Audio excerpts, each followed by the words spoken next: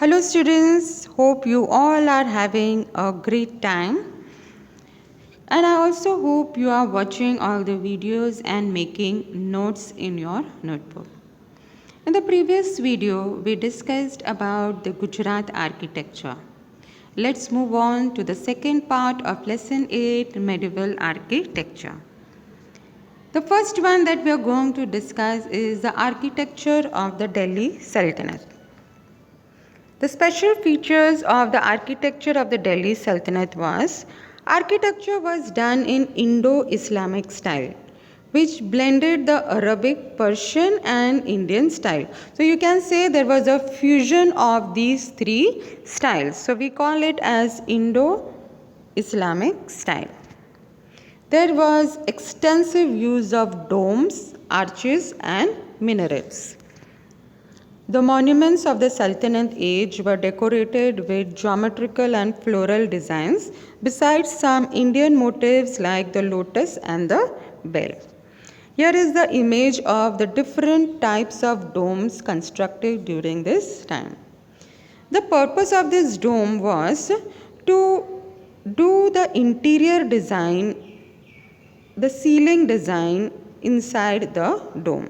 Here is the image of the various designs done on the ceiling, that is the interior of the dome. Varieties of squinch, that is arches. These are the various styles of arches done during this time. Geometrical and floral designs. Qutub Minar is a very good example of a minaret. Qutub Minar is a minaret and victory tower that forms a part of the Qutub complex. Minaret means a place of fire. The height of Qutub Minar is 72.5 meters, making it the tallest minaret in the world built of bricks. It contains a spiral staircase of 379 steps. Dhai Din Ka Jhopda. Dhai Din Ka Jhopda is a large and imposing structure in the city of Ajmer in Rajasthan, India. It is one of the oldest mosques in India and the oldest surviving monument in Ajmer. Let's discuss about the architecture of the Chola dynasty. Among the ruling dynasty of South India, Chola in particular, were great patrons of art and architecture. They built many temples at Tanjore, Mahabalipuram and Kanchi. They promoted the Dravidian style of architecture with its multi-storied pyramid-like tower called the Vimana with lofty gopurams. The interior had pillared assembly hall called Mandapas, and the main deity was kept in the sanctum called Garbha Griha. Here is a picture, the plan. The first one is a Vimana, the multi-storied pyramid-like tower.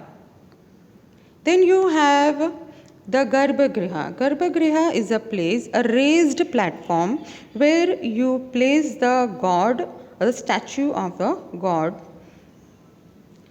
Then number 3 is the columns, the place, the raised pillar. Then you have the hall on the raised pillar called Mandapas, and the Gopuram, that is the entrance of the temple. One of the best example of such type of architecture is Brihadeshwar temple. Brihadeshwar temple is a Hindu temple dedicated to Lord Shiva, also called Raja Rajeshwaram temple or Peruvidyar Kovil temple. It is located on the south side of Kaveri river in Tanjavur in the Indian state of Tamil Nadu. It is one of the largest temple in India. Peruvidyar Kovil is an example of Tamil architecture from the Chola period. It was built by the Tamil king Raja Raja Chola I and completed in 1010 AD. The temple completed 100 years in 2010. Let's move on to the architecture of the Mughal period. The special features of the architecture of the Mughal period were the monuments were constructed on high plinths. Plinths is a raised platform. Okay. Marbles were mainly used as construction material. Flowing water in the form of fountains were used. Besides marble, colored stones were used to decorate the building. These stones were precious as well as semi-precious stone. Calligraphy, inscriptions, messages from the Quran or the saints were written on the monument. Finials. All the monuments had the finials at the top of the monument.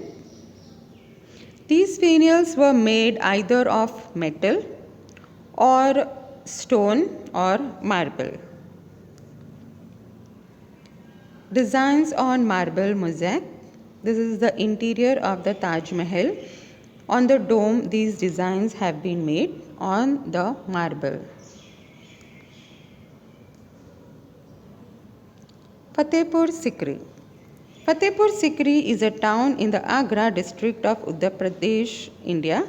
The city itself was founded as a capital of Mughal Empire in 1571 by Emperor Akbar, serving this role from 1571 to 1585 when Akbar abandoned the city due to a campaign in Punjab and was later completely forgotten in 1610. Buland Darwaza. Buland Darwaza or the Door of Victory was built in 1602 AD by Mughal Emperor Akbar to show his victory over Gujarat. It is the main entrance to Jama Masjid at Fatehpur Sikri, which is 43 kilometers from Agra, India. The Darwaza rises to the height of 55 meters and is topped by pillars and chhatris, that is a dome. It is one of the most famous Islamic structure in Fatehpur Sikri. Buland Darwaza is the highest gateway in the world and one of the best example of Mughal architecture. The Red Fort. The Red Fort is a historic fort in the city of Delhi that served as the main residence of the Mughal emperors. Emperor Shah Jahan commissioned construction of the Red Fort on 12th May 1688 when he decided to shift his capital from Agra to Delhi. Originally red and white, its design is credited to the architect Ustad Ahmad Lohri, who also constructed the Taj Mahal. It was constructed between May 1639 and April 1648. Important structures such as Diwan-e-Aam, Diwan-e-Khas, Moti Masjid, Hayat Bakhsh Bagh and Rang Mahal are inside this Red Fort. The Taj Mahal. Everybody knows this monument. Yes, many must have visited this monument. Taj Mahal, crown of the palace, is an ivory white marble mausoleum on the southern bank of the river Yamuna in the Indian city of Agra. It was commissioned in 1632 by the Mughal Emperor Shah Jahan to house the tomb of his favorite wife Mumtaz Mahal. It also houses the tomb of Shah Jahan himself. The tomb is a centerpiece of the 17-acre complex, which includes a mosque and a guest house and a formal gardens bounded on 3 sides. I hope you children you enjoyed this video. For more information, please read your textbook. Go through the video again and again and write down the important points.